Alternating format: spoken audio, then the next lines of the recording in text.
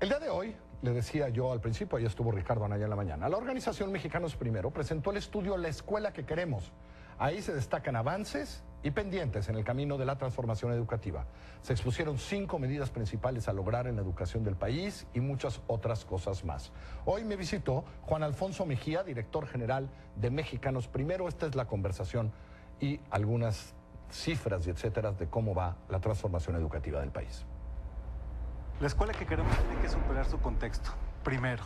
Eso es lo que queremos, escuela que supere un contexto y hoy no lo hace. Nos divide y no nos acerca, primero. Segundo, transformación educativa. No, espérate, ya empezaste ahí, me parece muy bien, para explicarlo muy bien. Que supere su contexto quiere decir que si esa escuela está en una comunidad en Guerrero, en una comunidad pobre, tal cual, se pueda dar en esa escuela, digamos, condiciones similares a que si está aquí en la colonia Anzures, ¿no?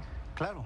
Hoy por hoy, Carlos, lo que sucede es que en Vietnam los hijos de los arroceros tienen mejores resultados que los hijos de aquellos que viven en bosques de las lomas en México. Eso lo dice PISA en 2015. Una escuela que supera su contexto tiene que ver específicamente con que origen no tiene que ser destino. Así es. Y eso ya está sucediendo en algunos lugares. Ya está sucediendo en algunos Claro. lugares. Es decir, porque me decías, eso todavía no sucede, pero empieza a suceder. La transformación educativa ya está en marcha y no debe de ser limitada a modificaciones de un marco normativo ni administrativo. Bien. Dices, en algunas partes está sucediendo, ya se empieza a ver. Se Claro. empiezan a ver estas escuelas en zonas donde antes origen era destino y empieza a no serlo. La transformación educativa es en lo local. Es muy interesante lo que puede estar pasando en Puebla, lo que puede estar pasando en Sonora, lo que puede estar pasando en Campeche. Y eso quiere decir, el mensaje es que los estados no tienen por qué esperar a la federación. Bien. Ese era el 1. El 2, te interrumpí cuando ibas por el 2. Bueno, esta parte que te comentaba, la transformación educativa es un proceso. ¿Qué quiere decir esto?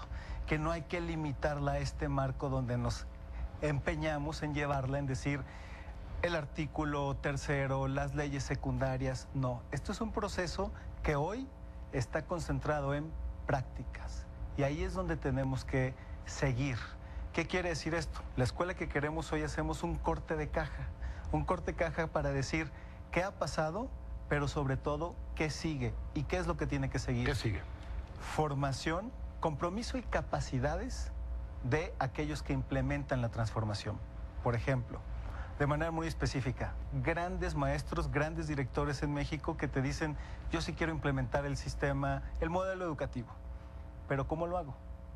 ¿Tú me vas a ayudar? Es decir, tu autoridad. Un ejemplo muy específico. Es un poco complicado impulsar el modelo educativo que está planeado para el ciclo escolar 2017 y 2018 si no tienes un sistema de asistencia técnico escolar. ¿Qué significa? Es un acompañamiento de asesores técnicos pedagógicos sobre las escuelas. Que está contemplado, digamos, en la norma, en la contemplado. legislación, pero que no existe a veces en lo real. Un dato muy específico, necesitas 30,000 asesores técnicos pedagógicos para que este sistema funcione. ¿Cuántos hay? Hoy, 7,000. Entonces, ¿qué quiere decir esto? Y esto es la parte importante de transformación educativa, no es reforma. Muy sencillo. La dimensión del desafío, primero, y segundo, la elección es un mero distractor, porque la transformación no pasa por la elección. Ya está abajo y quien llegue Dices la tiene elección que del asumir. 18. La elección presidencial, por Es ejemplo. decir, no pasa por la elección. No ¿crees? pasa por la elección presidencial, pero para asegurarnos de que suceda hay que estar atentos. Y entonces hoy convocamos a los candidatos a la presidencia de la República. A la presentación del informe, entiendo A que la estuvo presentación. Ricardo Anaya, Estuvo Ricardo Anaya, estuvo Esteban Moctezuma, que es quien ha digamos, que el comentado- asesor de educación en la parte del programa de Andrés Manuel López Obrador. Hubo alguien de parte del candidato de la coalición. así es, estuvo Adriana, la diputada Adriana López, de parte del candidato MIT, y por ahí no quisieron omitir también gente de Margarita De Margarita Zavala, que estuvo ahí. Ríos oyó- Peters, de Ríos Peters. gente de Ríos Peter estuvo ahí, escuchó esto y lo vio. Porque, aunque tú dices, esto ya está sucediendo, es decir, esto ya va a pasar, ya está pasando. Decías, lo primero, ese tipo de cosas con los asesores técnicos. ¿Qué más? ¿En qué más tenemos que estar pendientes los próximos 2 o 3 años para esta transformación? Un gran tema. Si tuviéramos que decir algo con lo que nos tenemos que quedar, formación en los maestros. Toda reforma necesita reformadores. Y esos son los maestros, los directores, los que están en el aula. Si tuviéramos que concentrarnos en un tema hoy, que digo capacidades y compromisos, sería específicamente en aquellos que son los responsables de estar con los niños, los maestros. ¿Qué quiere decir eso? Las normales. Las normales debieron de haber sido reformadas. Hoy son tema, pero no le hemos entrado como debemos.